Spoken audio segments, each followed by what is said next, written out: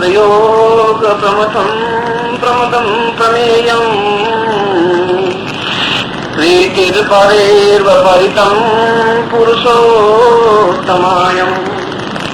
प्रेमं प्रतां परिणं परिमेव प्रीतम्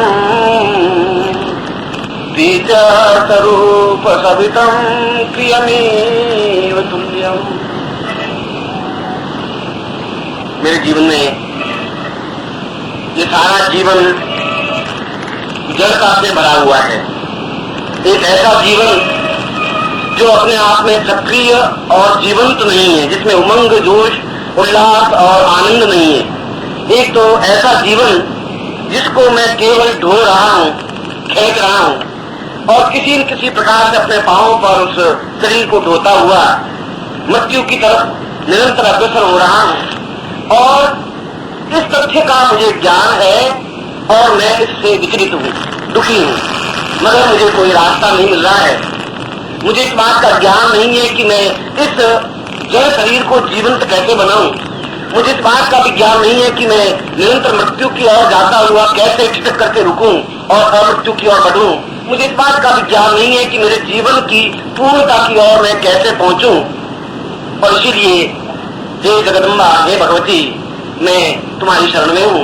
तुम मुझे उस गुरुत्व से मिला करके प्रियमान करिए, जिससे कि मैं अपने जीवन के सारे उद्देश्यों को प्राप्त कर सकूं। और मैं आपको ऐसा ही आशीर्वाद देता हूं कि आप जीवन में पूर्णता प्राप्त करेंगे। यह एक श्लोक भगवत्पाद शंकराचार्य का एक ऐसा श्लोक है जिसमें सारे श्लोक के अक्षर तो अक्षर से ही शुरू होते हैं। और प्रमेयम प्रमेदम प्रतापूर्वम पूर्णम पराम पूर्वतमेव पुत्रम, सारा एक अनुस्वार से लेकर के उन्होंने इस श्लोक में बहुत महत्वपूर्ण तथ्य आपके सामने रखे। यह शिविर केवल एकत्र होने के लिए ही शिविर नहीं है, और यह शिविर इस बात के लिए भी नहीं है कि केवल बात सुनी जाए। यह शिविर इस बात के लिए भी नहीं है कि केवल प्रवचनों को हम कानों से सुने। यह तो अपने आप में क्रियमान है। यह शिविर है अपने आप में क्रियात्मक पक्ष का, एक्टिविटी का, अपने आप में निरंतर चैतन्य होने का, जागृत होने का, निरंतर नर्तन करने का। ऐसा नर्तन, ऐसा नृत्य जिससे सारा शरीर थिरकने लग जाए और शरीर के बाह्य अंग तो थिरके, हमारी आंख थिरकने लग जाए, मुस्कुराने लग जाए, हमारा होठ थिरकने लग जाए, हमारी आवाज थिरकने लग जाए, हमारा चेहरा थिरकने लग जाए, हमारा सारा अंग प्रत्यंग नाचने और थिरकने लग जाए। और ऐसा तब हो सकता है जब शंकराचार्य ने कहा है कि मैं अपने जीवन में, मुझ में कसौटी ही नहीं है, ज्ञान ही नहीं है कि मैं शिष्य को सही ढंग से, गुरु को सही ढंग से ढूंढ सकूं, उस गुरु को पहचान सकूं। अगर शिष्य ही पहचानने की क्षमता रख देगा, इसलिए तो उसमें किसी प्रकार की सामर्थ्य नहीं है, क्योंकि ज्ञान के स्तर से किस चीज को पहचाना जा सकता है। मगर उस शिष्य ने, शंकराचार्य ने अपनी व्यथा जरूर कही है। जब वे स्वामी प्रज्ञानंद जी के सामने शंकराचार्य पहुंचे, तब वे ठीक उसी प्रकार से जिस प्रकार से आप हैं, ऐसा ही उनका व्यक्तित्व था। कोई प्रारंभ से ही वो महान व्यक्तित्वशाली कोई व्यक्ति नहीं बन जाता। ये अलग बात है कि उनके पिछले जीवन के कुछ कलाएं अपने आप में जीवंत रही होंगी और कलाओं की पूंजी उस दिन अपने आप में फुट हो सकी। जब कलाएं जागृत होने की अवस्था आती है तो सही गुरु मिल जाते हैं।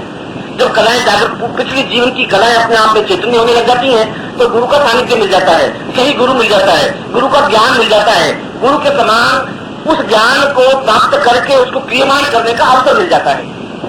ये सब कुछ पुरानी पूंजी का ब्याज प्राप्त कर सकते हैं। नए सिरे से हम एकदम से प्राप्त नहीं कर सकते। आप नए सिरे से यहाँ नहीं आ सके।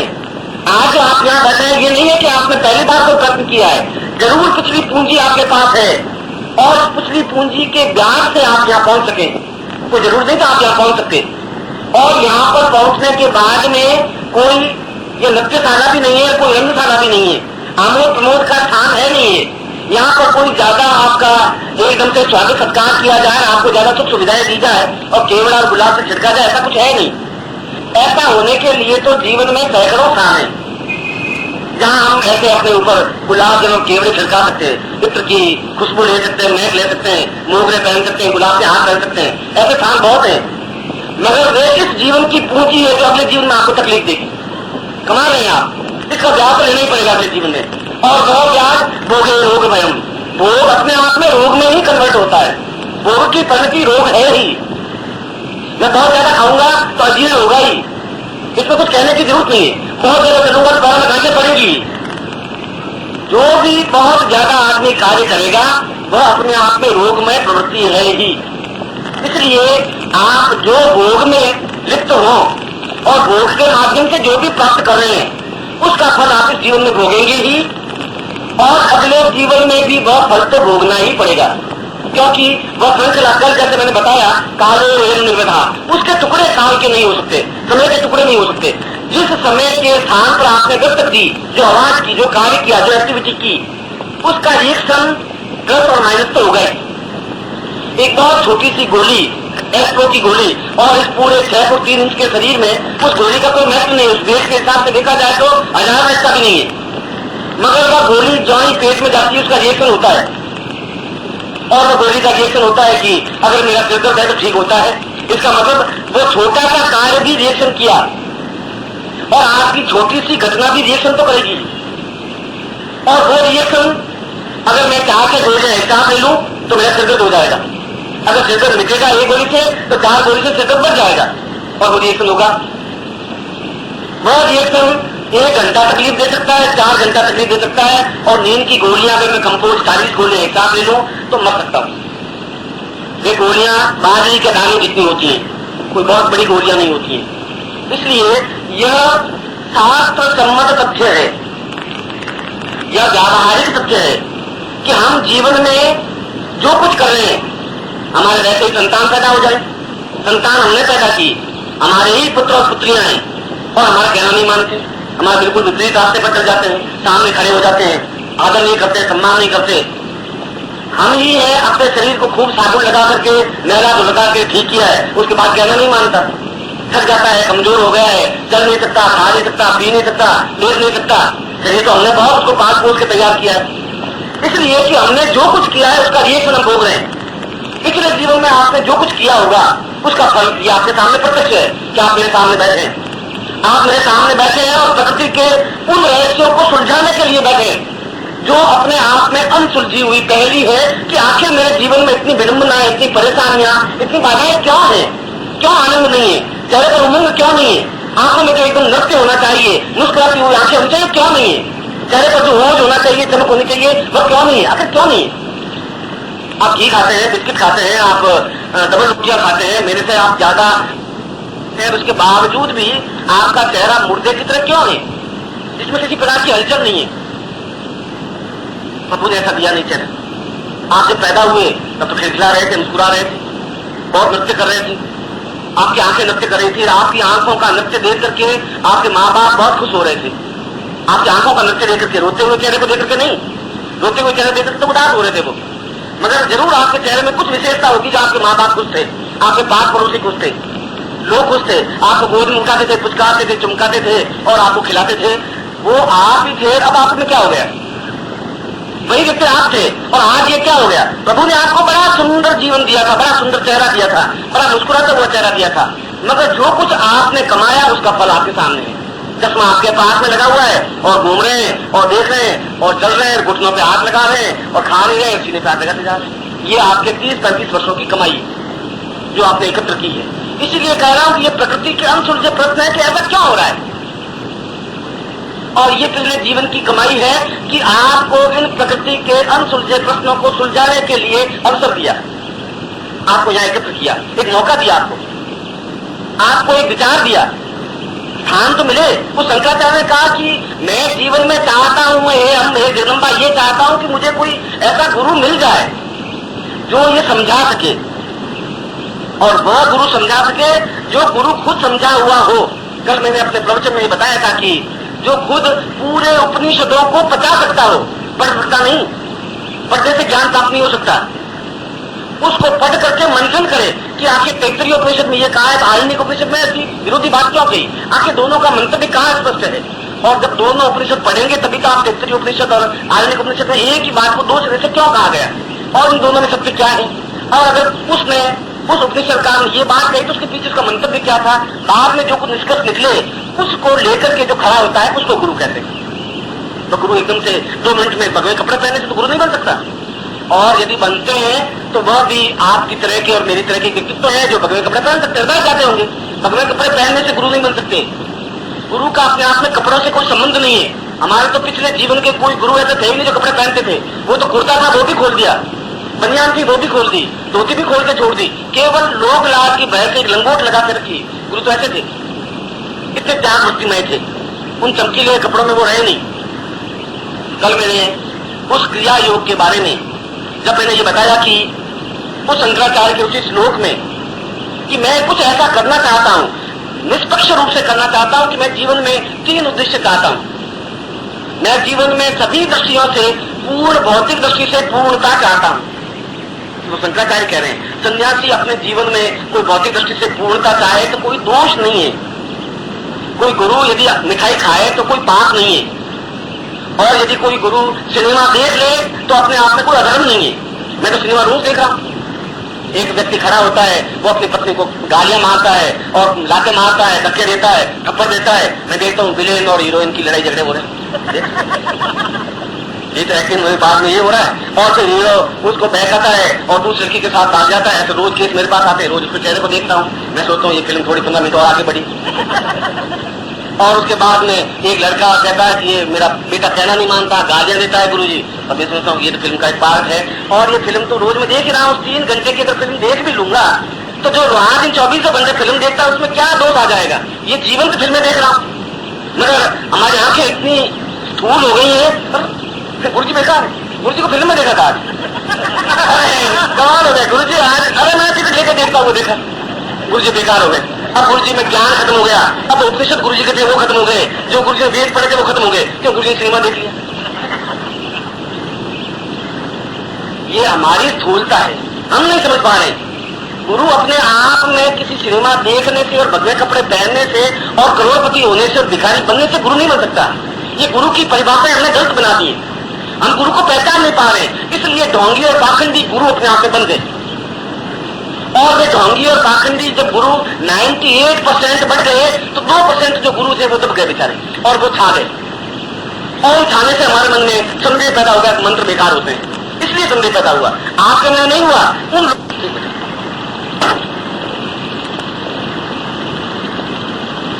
शंकराचार्य ने कहा कि मैं अपने शरीर को अत्यंत भार स्वरूप लिए हुए ढो करके जा रहा हूं, चल नहीं रहा हूं, ढो रहा हूं। जैसे मुर्गे को ढोते हैं, मुर्गे को ढोकर के संसार की और वो 4 उसके जो अर्थी को उठाने वाले हैं वो ढोकर के जाते हैं, ठीक उसी प्रकार से शरीर को मैं अपने कंधों पे ढोता हुआ जा रहा हूं, क्योंकि मेरे जीवन में कुछ रस नहीं है।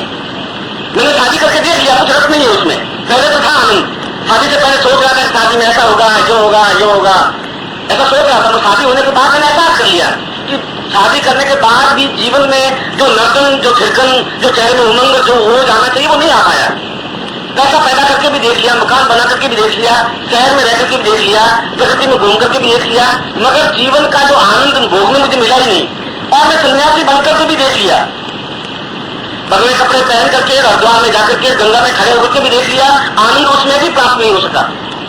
दोनों ही अवस्था में मैं अपने शरीर को इस कंधों पे ढोकर के मृत्यु की ओर जा रहा हूं, और मैं चाहता हूं कि मेरा जीवन नर्तन युक्त बने, थिरकता हुआ बने, नचता हुआ बने, हंसता हुआ और अपने आप में पूर्णता बहुत आनंद और उमंग लिए हुए हो, रोग रहित, जिसमें किसी प्रकार का मानसिक रोग नहीं हो, जिसमें किसी प्रकार का शारीरिक रोग नहीं हो, जिसमें किसी प्रकार का आत्मिक रोग नहीं हो।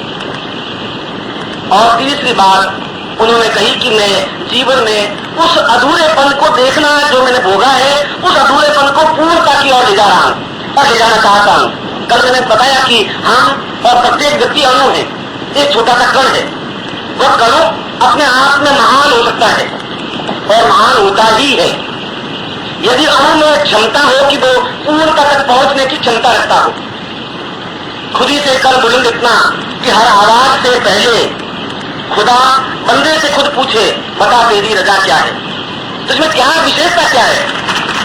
तुम्हें ऐसी ताकत क्या है? तुम बिल्कुल एक जमीन पे पड़ा हुआ व्यक्ति मुझको बोलने के लिए मजबूर कर दिया कि तुमको कौन सी ताकत है, कौन सी क्षमता है तो मुझे तेरे पास आना पड़ा। और वही ऐसा व्यक्तित्व हो सकता है जो जमीन पे पड़ा हुआ अणु हो, मगर जिसमें आसमान को छूने की ताकत हो, जिसमें आगे बढ़ने का संकल्प हो, क्षमता हो। और तीनों ही प्रश्नों का उत्तर देते हुए उस प्रज्ञानंद ने, उनके गुरु ने, जब उन गुरु के सामने शंकराचार्य श्लोक को रखा तो प्रज्ञानंद ने इस श्लोक का उत्तर देते हुए शंकराचार्य को कहा, वे जन्म से अंधे थे, प्रज्ञाचक्षु, मगर फिर भी अपने आप में ज्ञान में विराट पुंज थे। उन्होंने शंकराचार्य के तीनों प्रश्नों का उत्तर देते हुए कहा, पूर्णमदैव सिन्धुं ज्ञानेव रूपं परिमं तदेवं सा शंकरं सहित रूपमदैव तुल्यं क्रिययोग रूपम। और कोई दूसरा तरीका नहीं तुम्हारे पास, और किसी दूसरे तरीके से तुम जीवन की पूर्णता प्राप्त नहीं कर सकते। तुम भौतिक जीवन की आनंद चाहते हो, तुम संन्यास जीवन का भी आनंद चाहते हो, तुम अपने जीवन को अनुरूप में भी देखना चाहते हो, तुम अपने जीवन को उस महान पूर्णता के रूप में भी देखना चाहते हो, तुम अपने जीवन में रोग रहित भी होना चाहते हो, तुम जीवन में पूर्ण आनंद भी देखना चाहते हो, तुम इस जड़ शरीर को चैतन्य भी करना चाहते हो, और तुम नर्तन युक्त और कीर्तन युक्त बनना चाहते हो। क्रिया योग में केवल क्रिया योग के माध्यम से ही तुम्हारे जीवन की ये सारी स्थितियां प्राप्त हो सकती है। मगर साथ ही साथ उन्होंने ये कहा, सदुर्लभम सदैवम वदेवम, ये बहुत दुर्लभ है, ये बहुत कठिन है, ये बहुत पेचीदा है। पेचीदा इसलिए कि इसको समझाना पेचीदा है, समझना पेचीदा नहीं है। अगर समझाने वाला बिल्कुल सही चिंतन युक्त नहीं है तो नहीं समझा सकता। वह अगर केवल ये कहे कि ये काल पुरुष, ये विचित्र काल पुरुष का अणु से महान को जोड़ने की क्रिया और उस अणु को महान में जोड़ करके ब्रह्मत्व में लीन हो जाने से अपने आप में अणु महान विराट युक्त बन जाता है, इसको क्रिया योग कहते हैं। आप क्या समझे? अब मैं अगर ये कह भी दूं तो आप समझेंगे कि ये क्या हुआ, कि अणु क्या हुआ, महान विराट और काल पुरुष क्या हुआ, क्योंकि समझाना इसको कठिन है। और कल मैं उस क्रिया योग को समझाते हुए आपको बताया था कि क्रिया योग के 3 स्टेज हैं। पहला है ध्यान, दूसरा है ध्यान और तीसरा है समाधि। और कल मैं उस धारणा के बारे में मैंने आपको समझाया था कि हम सादृश्य पेशी हैं, अपने बराबरी वाले से दोस्ती और दुश्मनी कर सकते हैं। शराबी के साथ बैठ के आनंद मना सकता है, तो मेरे पास बैठेगा नहीं। पिछले 60 वर्षों के इतिहास में एक अवसर ऐसा नहीं आया कि वो बोतल लेके मेरे पास बैठा हो और शराब पीने में उसको आनंद आया। वो तो बोतल लेके मेरे पास आवे नहीं, और आवे तो मेरे जैसे रुके आगे से उसको आनंद आवे नहीं। क्यों? अब मैं ऐसा कर नहीं सकता, उसको आनंद आ नहीं। शराबी को शराबी के साथ आनंद आ सकता है, बीड़ी वाले को बीड़ी आनंद आ सकता है, लंपट को लंपट के साथ आनंद आ सकता है। सादृश्य पेशी व्यक्ति जैसा है वैसा सादृश्य पेशी हो सकता है। इसलिए हम गृहस्थ हैं और हमारे पत्नी है, पुत्र है, परिवार है, बंधु बांधव है, तो ऐसा गुरु जो इस सादृश्य पेशी में हो। अगर एक सन्यासी है और आश्रम में बैठा है, लंगोट लगाया हुआ, लाल कपड़े पहने हुए हैं, पीताम्बर पहना हुआ है, पगड़े कपड़े पहने हुए हैं, और आप कहें कि महाराज आप बहुत महान हैं और आप मुझे कुछ ज्ञान दीजिए, बच्चे तुम सेवा करो, 4 साल सेवा करो, बच्चे आश्रम में रहो, सेवा करो, हम समझाएंगे, हम आपको समझाएंगे। अब 4 साल जब आपको उनके और आपके बीच में गैपिंग इतना कि आप उनके इक्वलिटी में आ नहीं सकते, आप न तो संन्यास ले सकते हैं और संन्यास लेने की क्रिया का ज्ञान नहीं, और बदले कपड़े पहले तो संन्यास आ नहीं सकते। बकरी जब गुरु के पास में गया और गुरु को कहा कि मैं संन्यास लेना चाहता हूं, बकरी ने कहा कि उस गुरु ने कहा मैं तुम्हें संन्यास तो दूंगा, मगर मैं तुमसे पहले तुम बैठ के गुरु मंत्र जाप करो। उसने 1 सप्ताह तक निरंतर गुरु मंत्र जाप किया। गुरु ने कहा कि अब तुम बोलो तुम्हारे मन में कुछ इच्छा रही है? उसने कहा कि और तो कोई खास इच्छा नहीं है गुरुजी, बस सब ठीक ठाक है, मैंने घर बार छोड़ दिया, मगर कभी कभी पिंगला का ख्याल जरूर आता है, पत्नी का ख्याल जरूर आता है कि वो बेचारी कैसी होती होगी, मैं तो यहाँ आ गया और राजकाज सब उसके ऊपर। उसने कहा तुम नहीं दे सकते, तुम वापिस जाओ, और वापिस राजा बना। 7 बार गुरु के पास आके दीक्षा ली, 7 बार वापिस पत्नी के पास रेस्ट में गया, 8 बार उसको पूर्ण दीक्षा दे सका। इसलिए कि संन्यास लेता इतना आसान नहीं है, भगवे कपड़े पहनने से संन्यास नहीं बन सकता है। इसलिए जो मैंने इस श्लोक के प्रारंभ में कहा कि हम जीवन की उन तीनों सत्यों को, हमारा जीवन आनंद युक्त हो, रोग रहित, मैंने उन तीनों को एक एक पक्ष ले रहा हूं कि हमारा जीवन सबसे पहले आवश्यक है कि हम रोग रहित हों। और रोग होते हैं तीन प्रकार के, शारीरिक रोग, दूसरा मानसिक रोग और तीसरा आत्मिक रोग। शारीरिक रोग तो डायबिटीज है, ब्लड प्रेशर है, बुखार है, बीमारी है, जो कुछ भी है ये सब शारीरिक रोग है और इससे भी हम संत्रस्त हैं। ऐसा कोई व्यक्ति है ही नहीं जिसको रोग हो ही नहीं, क्योंकि हम जिस युग में जिस स्टेज में चल रहे हैं उस स्टेज में रोग के अलावा हमारे पल्ले कुछ पड़ता ही नहीं। यदि आप में से तो जरूर 40, 45, 50 साल के होंगे, आज से 40 साल पहले जो गेहूं का दाना आप मोटा और पुष्ट देख रहे थे वैसा दाना आप देखने को नहीं मिल सकता। उसमें अगर दाना देखे तो अपने आप में बिल्कुल बहुत बड़ा दाना, एकदम से चमकीला और पुष्ट दाना होता था गेहूं का। धरती ऐसा गेहूं दाना पैदा करती थी उस समय, और आज सूखा हुआ और बिल्कुल वो कड़क का एक दाना पैदा करती है। वह पौष्टिक अन्न नहीं है, वह पौष्टिक वातावरण नहीं है, वह पौष्टिक जीवन नहीं है। और वैसा जीवन होने से रोग युक्त जीवन है ही। यह रोग मानसिक रोग भी हो सकता है, बहुत मेंटली टेंशन में है, और हर व्यक्ति शारीरिक रोग है आप में से प्रत्येक को गारंटी के साथ, और आप में से प्रत्येक को मानसिक रोग है। और मैं कहूं कि ये पूरे भारतवर्ष के सभी पैदा होने से लगा के मृत्यु तक जितने लोग हैं सबको है, ऐसा कोई नहीं कह सकता नहीं है। और तीसरा होता है आध्यात्मिक या आत्मिक रोग, कि हमारे मन में कभी कभी वो खून उबाल खाता है कि हम कुछ करें, कुछ प्राप्त करें और कर नहीं पाते हैं सामाजिक समस्याओं के कारण, आर्थिक समस्याओं के कारण और भी कई समस्याओं के कारण। इन सब रोगों को निवृत्त करने के लिए, खासतौर से तीनों रोगों को निवृत्त करने के लिए जो प्रयोग इस क्रिया योग में, क्या क्रिया योग प्रैक्टिकल है और ये प्रैक्टिकल के लिए उपाय करें, उस प्रयोग को मैं अभी आपको इस प्रयोग को संपन्न करवाऊंगा। आज मैं आपको छोटे छोटे टुकड़ों में 4 बार या 3 बार या 4 बार प्रवचन दूंगा। इसलिए कल शाम को तो मैं इसलिए नहीं आया था कि कल आप राजसी जीवन में थे, आपको राजसी जीवन पिछले शाम को मैं नहीं आया, इसलिए कल की कब रात निकालेंगे। हम 4 बार प्रवचन को रखेंगे और 4 बार के प्रवचन में मैं 4 प्रयोग संपन्न करवाऊंगा, क्योंकि क्रिया योग कल दोपहर तक आप पूरी तरह से समझ लें। इसलिए समझ लें कि आप उसको जीवन में उतार सकें, मैं आपको प्रैक्टिकल दे सकूं, और आप आपके संसार में कहीं पर भी किसी भी योगी या सन्यासी को क्रिया योग पर उनसे ज्यादा समझा सके, बोल सके, कह सके, ये क्षमता आपको आनी चाहिए। यह भी मैं आपको ये बता देता हूँ कि आप इसका एक्सपेरिमेंट करें। आप उसके बाद में कहीं घूमने जाएं, हरिद्वार या मथुरा या काशी या कांची कहीं पर भी जाएं, कोई योगी या गुरु और साधु सन्यासी मिले तो आप उनको पूछे, गुरु जी महात्मा गांधी ने क्रिया योग सीखने की इच्छा प्रकट की, और बाइबल में ईसा मसीह ने कहा कि क्रिया योग से जीवन में पूर्णता प्राप्त होती है।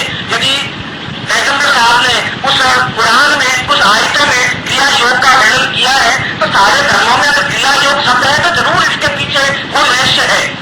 आप हमें क्रिया योग के बारे में बताइए और आपको उत्तर मिल जाएगा कि वे क्रिया योग के माध्यम से कितने विद्वान हैं। उनको खुद को ज्ञान हो ही नहीं सकता, है ही नहीं। शायद उससे ज्यादा ज्ञान आपको उस सन्यासी से जो 80 साल का है, उस योगी से भी आप ज्यादा चीजें उनको बता सकेंगे, व्यक्तिगत रूप से भी और कह सकते हैं प्रवचन के माध्यम से भी, क्योंकि आप उसको पूर्ण करना समझ सकेंगे। आप उसका समय करके देखें। आपका तो लंबा समय जबलपुर में रहते होंगे, बम्बई में रहते होंगे, कलकत्ता में रहते होंगे, जरूर साधु आश्रम होंगे, मत होंगे। आप उनको जाकर पूछिए क्रिया योग क्या है, या तो आपको पैसा देंगे कि बच्चे कुछ नहीं है, बहुत बड़ी बात है, तुम नहीं समझ सकते, या तो आपको ये कह देंगे, या कह देंगे कि ये बहुत ऊंची चीज है बच्चे, हम जानते हैं, तुम अभी रहो मेरे पास 2-4 साल रिमोट रहो, फिर हम समझाएंगे। ये लफा चाहिए। इसलिए मैं कल दोपहर तक इस पूरे क्रिया योग को, यदि आपका समर्थन मिलता रहेगा, यदि आप बिल्कुल सही ढंग से बैठ करके समझ सकेंगे, क्योंकि ये सारा प्रैक्टिकल है, उसकी एक तथ्य और चिंतन के माध्यम से भी और उसके जीवन के प्रयोग के माध्यम से भी। ये जो रुद्राक्ष, इसका दोनों पक्षों में शंकराचार्य ने उस संगोपन विधि को स्पष्ट किया कि हम रोग रहित कैसे हों। आप उसको एक्सपेरिमेंट करके देखें, और एक्सपेरिमेंट करके देखेंगे जब वह कोई भी चीज पूर्ण मंत्र सिद्ध होगी।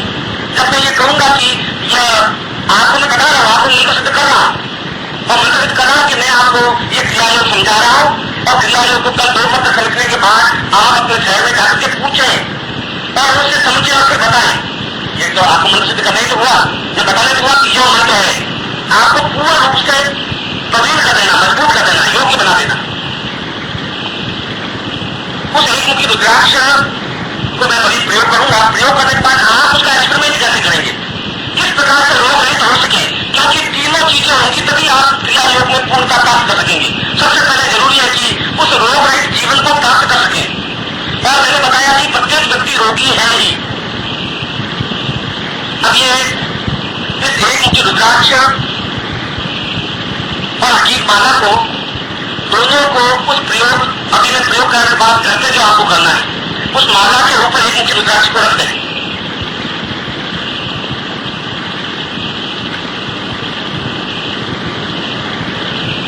और दोनों तरफ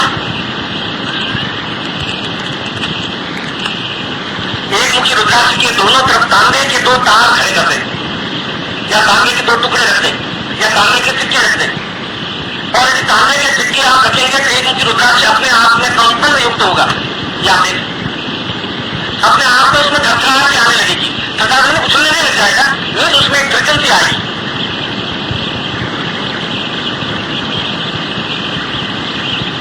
अब इसका प्रयोग,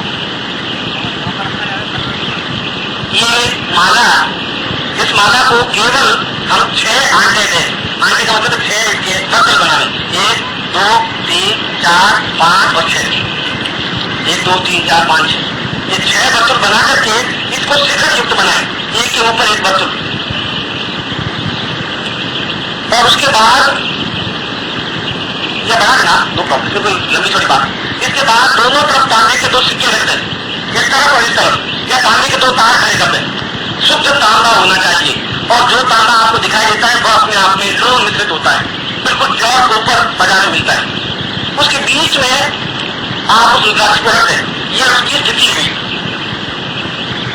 अब यह प्रयोग, ये रखे आप किसी तांबे के पात्र में, नीचे तांबे की त्रिपाठी होनी चाहिए, तांबे की त्रिपाठी में यह 6 वर्तुल युक्त माला होनी चाहिए, इसके दोनों तरफ तांबे के 2 टुकड़े होने चाहिए, बीच में एक मुखी रुद्राक्ष होना चाहिए, और फिर आप सामने बैठ जाए। उसके बाद उस पर धीरे धीरे जल वर्षा करते हुए, आग में से पानी डालते हुए एक मुखी रुद्राक्ष पर मंत्र उच्चारण करें।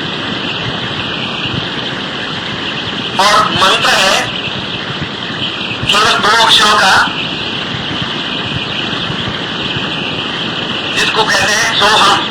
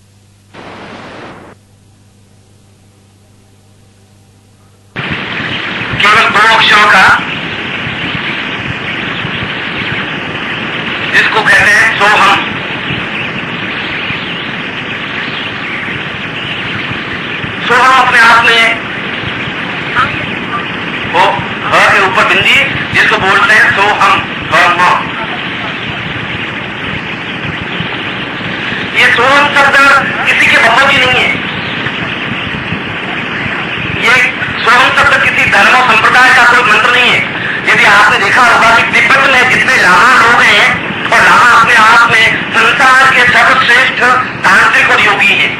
कभी आपको उनसे मिलने का मौका मिला या नहीं मिला, और यदि कभी आप मानसरोवर जाएं तो मानसरोवर के बीच में ऐसे लामा आपको मिल सकते हैं आज भी। अब तो तिब्बत चीन का एक भाग हो गया, मगर तिब्बत पर लामाओं का या दलाई लामा, अगर आप कभी जाएं तो धर्मशाला एक स्थान है कुल्लू मनाली के पास में हिमाचल प्रदेश में, उस धर्मशाला में जहां दलाई लामा आपको देखने को मिल जाएंगे, जो अपने आप में पूर्ण तांत्रिक ज्ञान से युक्त है। ऐसे लामा लोगों का गायत्री मंत्र सोहम है, उनका गायत्री मंत्र है। हमारा गायत्री मंत्र भूर्भुवः स्वः तत्सवितुर् वरेण्यम् है, ये उनका गायत्री मंत्र है। और ये सोहम शब्द निकला है ऋग्वेद की पहली ऋचा से। ऋग्वेद हमारा आदि वेद है, और आदि वेद का प्रारंभ सोहम शब्द से ही प्रारंभ हुआ है। हमारे ऋषियों ने सबसे पहले जिस शब्द का उच्चारण किया वह शब्द था सोहम। सोहम वही पाराम पुरुखा वही वा।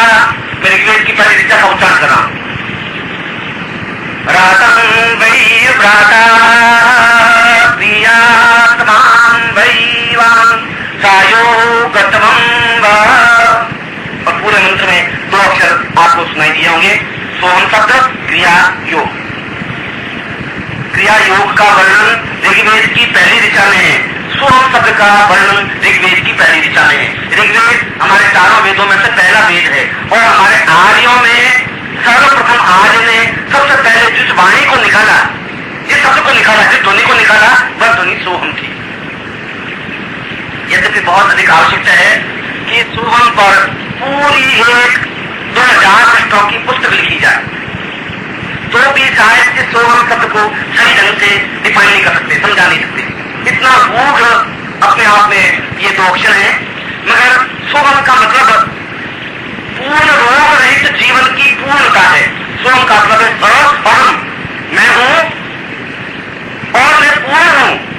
अहम कैसा हूं? अ से लगा करके अ तक मेरी वर्णमाला का, मेरी जो बोल रहा हूं वो सारी मेरी उच्चारण क्षमता का पहला अक्षर अ है, अ ई, और उसका अंतिम ह है, स स स अहम। सारी बात देवता का मूल आधार मैं हूं, सोहम। मैं हूं स, मैं रहता हूं, कहता हूं अहम, अ से लगाकर ख तक पूरे ज्ञान को पीने वाला हूं, उसको सोहम कहते हैं। अब वास्तविक में सोहम कब बनेंगे? जब वो पूरे ज्ञान को पी सकेंगे। और सोहम शब्द है, अहम का मतलब है घमंड, ये बड़ा अहंकारी। और घमंड का तात्पर्य रोग, रोगी व्यक्ति घमंडी हो सकता है। धन है तो है, तो घमंड की क्या जरूरत है? जो जितना ही ज्यादा पैसा वाला होना चाहिए वो उतना ही ज्यादा नम्र होता है। बहुत छोटे व्यक्ति बहुत ज्यादा उछल जाते हैं। उस अहम, उस रोग की निवृत्ति के लिए भी सोहम शब्द का ही व्याख्या प्रयोग किया गया है। इसलिए प्रज्ञानंद ने जब शंकराचार्य को शंकर को समझाया तो उन्होंने कहा कि तुम इस प्रयोग को करने के पहले, उस क्रिया योग को सीखने से पहले तुम पूर्ण रोग रहित होकर के मेरे सामने आओ, और मैं तुम्हें उस एक मुखी रुद्राक्ष के माध्यम से जो शिव का प्रतीक है, उस माला के माध्यम से जो शक्ति का प्रतीक है, उस शिव शक्ति को समन्वय करके एक विद्युत ऊर्जा पैदा करके तुम्हारे सारे शरीर के रोगों को, जो मानसिक रोग है, जो शारीरिक रोग है, उनको दूर करना चाहता हूं। और उन्होंने इसी प्रयोग को संपन्न करवाया। हम वापिस कहीं जोड़ रहे हैं, 5-4 साल पहले जो प्रयोग करवा रहे हैं, ठीक उसी कहीं को वापिस जोड़ रहे हैं 5-4 वर्ष बाद, जो तुम्हें आपके सामने। इस बीच में कहीं कोई प्रयोग नहीं हुआ, गारंटी करें। और आप मुझे किसी किताब में बता दें इस प्रयोग को, मैं आपको मान लूंगा बाद में प्रयोग हुआ है। आप किसी अखबार में बता दें, और किसी विद्वान ने, किसी गुरु ने करवाया हो तो बता दें। शंकराचार्य जरूर करवाया था, मैं भी मानता हूं, मगर 5,000 वर्षों में प्रयोग संपन्न नहीं हुआ। इसलिए नहीं हुआ कि उस चीज को समझेंगे नहीं तो प्रयोग होंगे नहीं। सोम सोम करने से सोम नहीं हो सकता। सोम का तात्पर्य क्या है, सोम की विधि क्या है, प्रयोग क्या है। और उसके बाद में उसके ऊपर जल उस आत्मनी से, तांबे की आत्मनी से, इसलिए मैंने पंचपात्र आत्मनी काम को बैठाई थी, उस पंचपात्र को समझ सके, उस आत्मनी को समझ सके, उस निर्वाणी को समझ सके। क्योंकि हम उस जगह पहुंच रहे हैं जो अपने आप में साधनात्मक बहुत ऊंचाई पर चीज है। और उस जल को निरंतर सोहम शब्द का उच्चारण करते हुए, सोहम सोहम सोहम सोहम करते हुए उस जल प्रक्षेप करते रहे। जल प्रक्षेप करें, 21 तोला जल प्रक्षेप करें, अंदाजन तोड़ने की जरूरत नहीं है। एक पंचपात्र भरा हुआ जल उसके ऊपर एक एक बूंद करके डाल दे। 21 तोले को कहते हैं करीब 200 ग्राम। 100 तोले का 1 किलो होता है और 20 तोले का 200 ग्राम मोटा हिसाब। उसके बाद में जब आप दोनों तारों के बीच में जल डालेंगे तो जल डालने से पहले रुद्राक्ष को देखेंगे तो रुद्राक्ष निरंतर घूमता हुआ, नकल करता हुआ, तिरकता हुआ दिखाई देगा आपको। आप देखें स्वयं शब्द की आधार से, मगर आपकी सूक्ष्म दृष्टि देखेगी तो समझेगी। आपको उछलने का मतलब, नकल करने का मतलब है कि बस इसको नकल कहते, इतना उछलते हैं, इसको नकल नहीं कहते। सर्कल होनी चाहिए। आपकी आंख नाचती है तो आंख को फटकाने से आंख नहीं नाचती है। आंख का एक नृत्य होता है, नर्तन होता है। वो जिसने आंख का नर्तन सीखा है तो उसे आंख का नर्तन समझ सकता है। जो नृत्य कर सकता है वो नृत्य करा सकता है। अब आपने कभी ऐसा जीवन में देखा नहीं तो आप ऐसा कर दे सकते। इसलिए आंख के नृत्य को भी आदमी पर होनी चाहिए, देखना चाहिए। उस जल को आप लेकर के नित्य पान करें, पिए।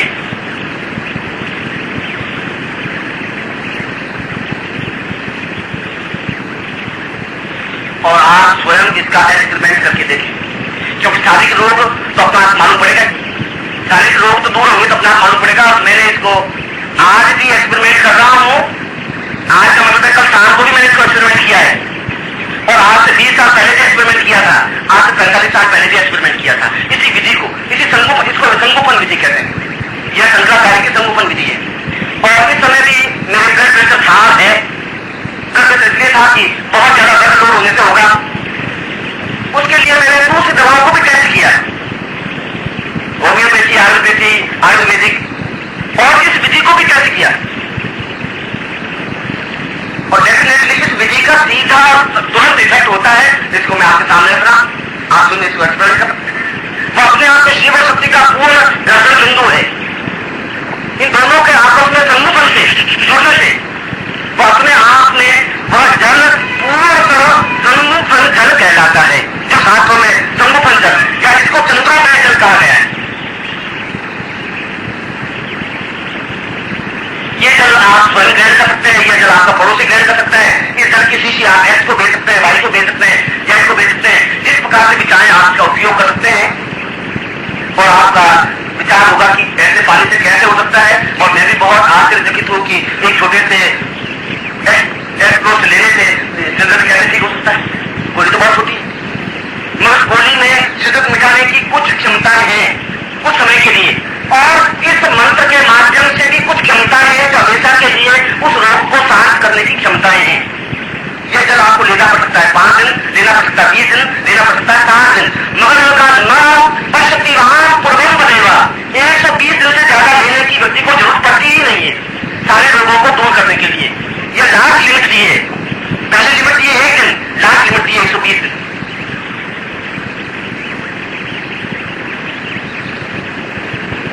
जिससे कि शारीरिक रोग दूर हो सके।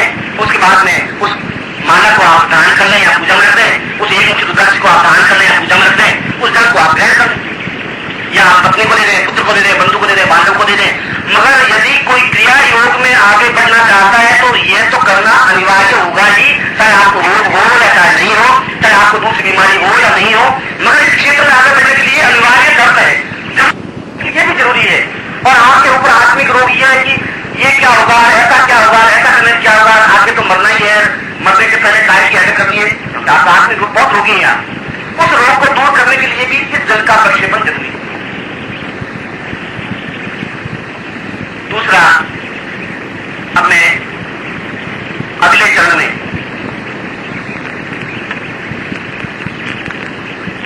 जो कि करीब 1 बजे या 1:30 बजे या 2 बजे जब भी होगा, गर्मी तो होगी उस समय, मगर होगी तो होगी, उस समय मैं प्रयोग कराऊंगा। अगला मैंने कल बताया था आपको धारणा, और दूसरा प्रयोग बताया था ध्यान, कि किस प्रकार से धारणा को ध्यान में कन्वर्ट किया जा सकता है। वो ध्यान जरूरी है। ध्यान पूरे रोग रहित जीवन में ही ध्यान रख सकता है। अगर हाथ कटा हुआ है आप ध्यान करना चाहें तो यह दर्द होगा, ध्यान नहीं रख सकता। यदि आपकी पत्नी बीमार है और आप ध्यान करना चाहें तो नहीं लगा सकते।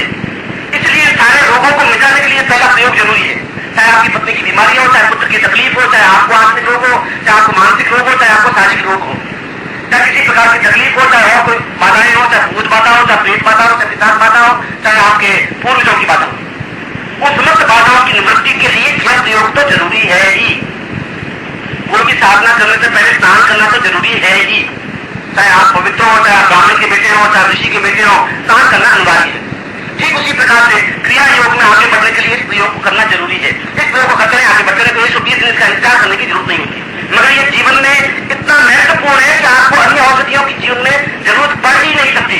60 साल की उम्र में भी आप 40 साल के आगे दिखाई दे सकते हैं।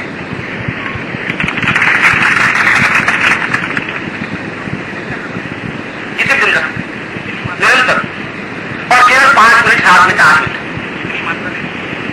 मेरा 21 तो पानी देखिए हमारा पानी ले लें, 200 ग्राम पानी पी लें, ताकि बात समझो।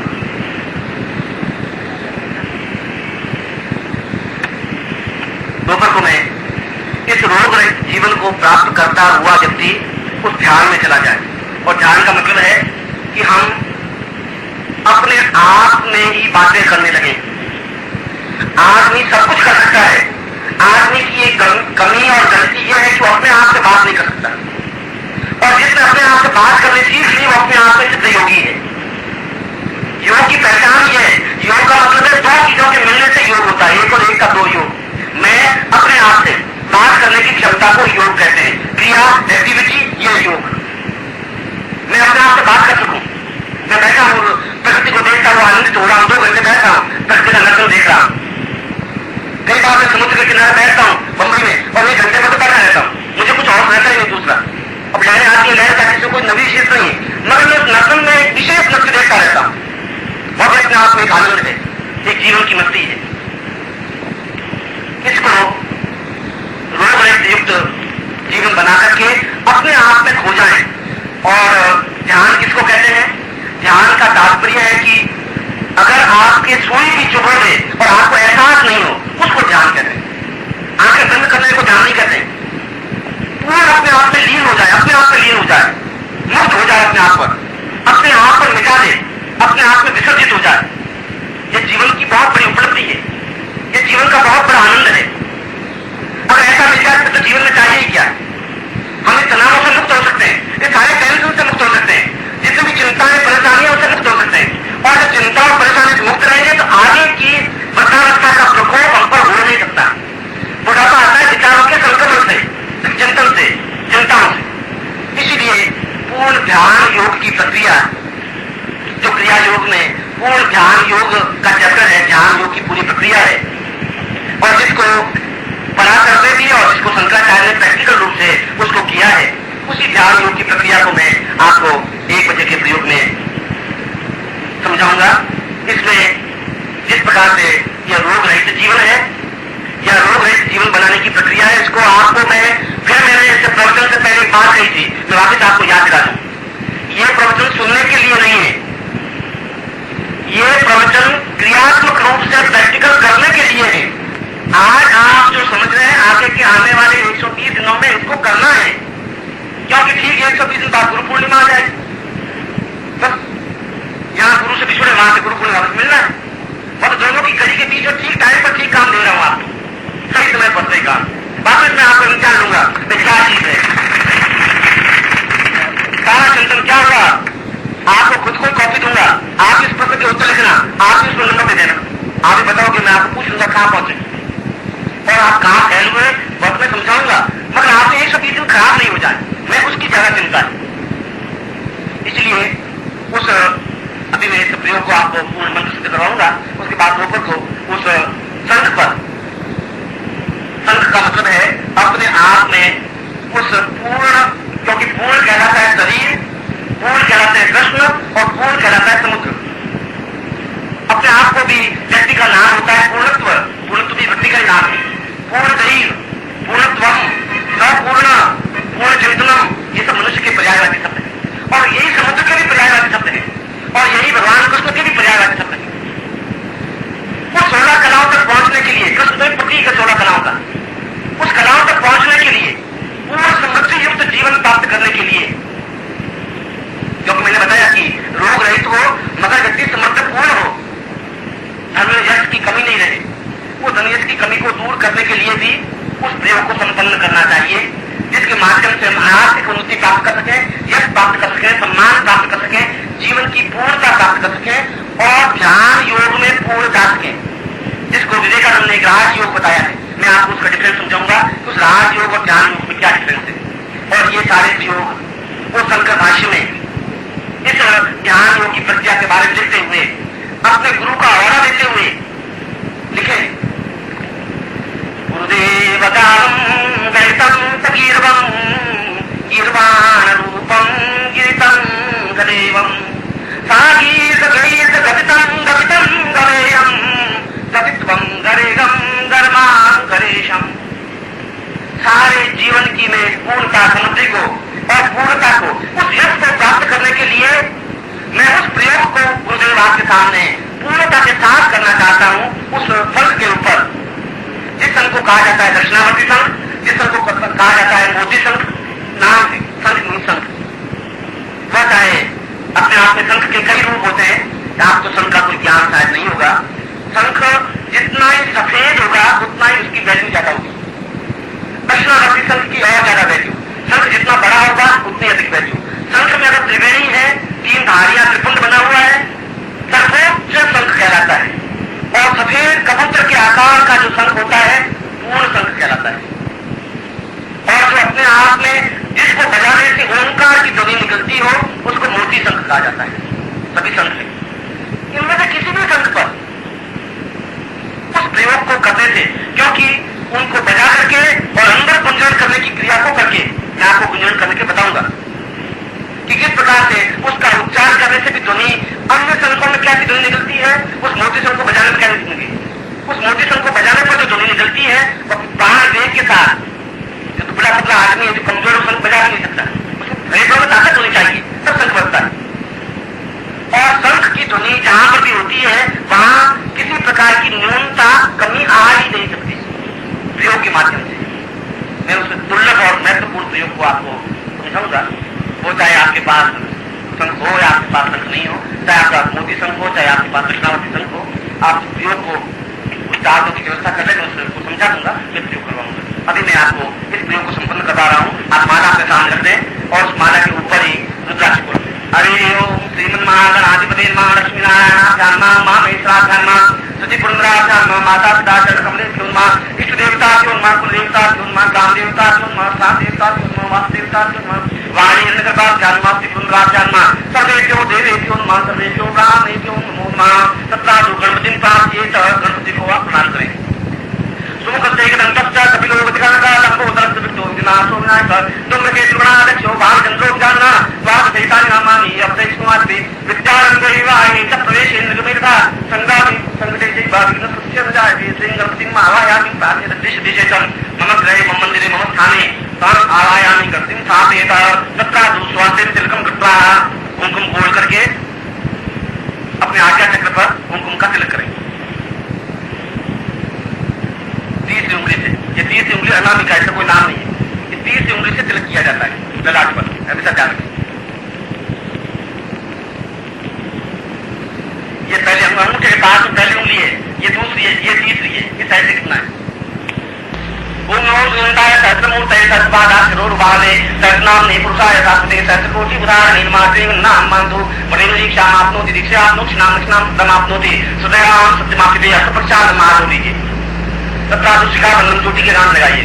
ओम मान तो नये मान आहिमानो गोकुमानो स्वीकुमानो वीरं भानो रामये तथा दूसामित्रे स्वास्थ्य बाण तेन जल प्रक्षेप बाएं हाथ में जल लीजिए, लेफ्ट हैंड में। इस साइड का हाथ आपका माया है और दाहिने हाथ से अपने शरीर पर जल छिड़किए। ओम अपवित्र पवित्र होगा सर्वावस्थानुद्रव्या यश मय पुंडरीकाक्ष सभायाजम तमस्ते पुंडरीकाक्षाय मां तथा जो संकल्पन कुर्यात् दाहिने हाथ में जल लीजिए, इस जल को छोड़ दीजिए, राइट हैंड में जल लीजिए संकल्प। ओम विष्णु विष्णु विष्णु बात्म से बरखंडे जम्बूदी पैसालिवांता के बोधता तारी समसे समसे को समता विचार पितावे तारीवान विश्वास से आत्मनि प्रातः स्वामी शुक्रवार से अक्राम लक्ष्मी पादम पाकिस्तान सरकार सुनान सकल मनुष्य काम न सकल लोके आते भाया राजद्वारे सर्वत्र यथा विजय लाभादि पाकितम सभारिष्य सपुत्र से समानवश्य अखिल कुटुंब सहित सबसो समस्त भय व्याधि जरा पीड़ा मृत्यु परिहार द्वारा आयु आयु संपन्ना तथा मां हम गोत्र पुण्य अपना गोत्र बोलिए, जाति जाति गोत्र जाति जाति और लोग भी जाति और कश्यप गोत्रोत्तम हम गोत्रोत्तम हम शर्मा हम अपना नाम बोलिए।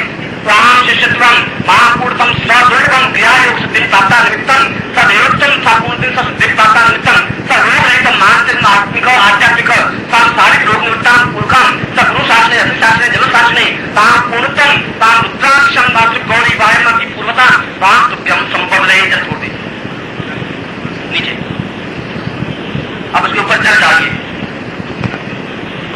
ऊपर, माला के ऊपर।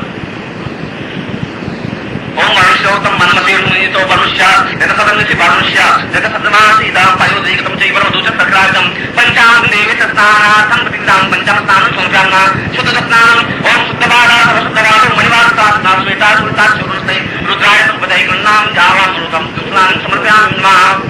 अब उसके बाद में जल को छोड़ दीजिए और माला के सुमेरु पर कुमकुम का तिलक करिए। जहाँ भी माला का सुमेरु हो और सुमेरु का ध्यान नहीं हो तो किसी भी एक पॉइंट पर, ये इसको सुमेरु कहते हैं, जहाँ जॉइंट होता है, और जॉइंट नहीं होता कहीं पर भी आप उसका कुमकुम का तिलक करिए माला। महामाय महामारी मालानी पूर्वस्तां माला मालां पूर्वं सा पूर्वं तनुस्वादां कुमकुमेन तांत्यं संपदे। रुद्राक्ष पर 11 रुद्र 11 बिंदियां लगाइए रुद्राक्ष पर।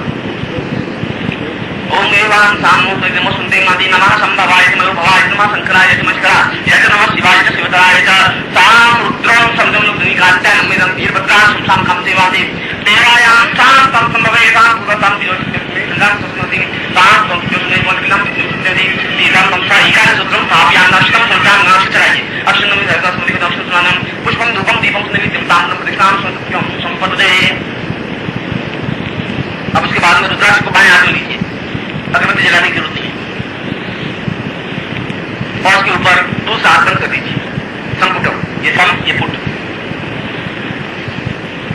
और हृदय के निकट हाथ को रखिए जहाँ हार्ट है, दिल है। ओम पूर्वा दीर्घायाम पूर्वा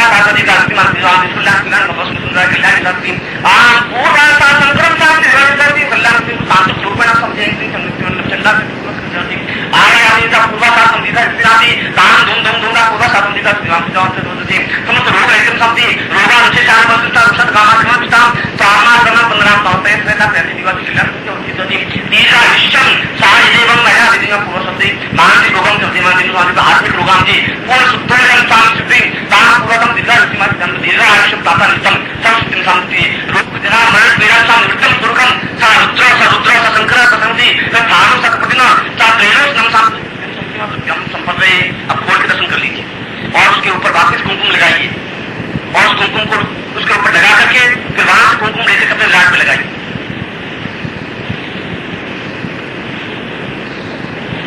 फिर आप इसको वहीं अपने स्थान पर स्थापन कर दीजिए उस माला के ऊपर।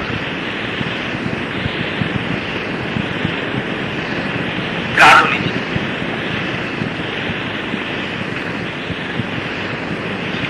फिर आपके सामने गुरु चित्र होना चाहिए, अनिवार्य है गुरु चित्र होना चाहिए, जिससे कि उसको प्राण प्रतिष्ठा युक्त हो और घर में भी आप उसका पूजन प्रयोग कर सकें। गुरु पूजन प्रत्येक प्रकार की पूजा से पूर्व गुरु स्मरण और अंत में गुरु पूजन होना चाहिए। गुरु ब्रह्मा गुरु विष्णु गुरुदेवो महेश्वर गुरु साक्षात ब्रह्मा तस्मै श्री गुरु चरणकम नमः। ज्ञान मूलम गुरु मूर्ति पूजा मूलम गुरु पदम मंत्र मूलम गुरु वाक्य मोक्ष मूलम गुरु का मूकं करोति वाचारं पंगु लंघे देकं कृपा मंदे परमानंद मात्र गुरुचरणे त्वं स्नानं समर्पयामि स्नानां देकं पयोदेकं तेन पंचम स्नानं समर्पयामि पदं शुद्ध स्नानं समर्पयामि शुद्ध स्नानाते कुमकुम समर्पयामि कुमकुमाते अक्षतं समर्पयामि स्नानाते पुष्पं धूपं दीपं नैवेद्यं ताम्बूलं प्रदक्षिणां नमस्करोमि तां सत्यं साहाय्यो दीजिए। त्वमेव माता च पिता त्वमेव बन्धुश्च सखा त्वमेव विद्या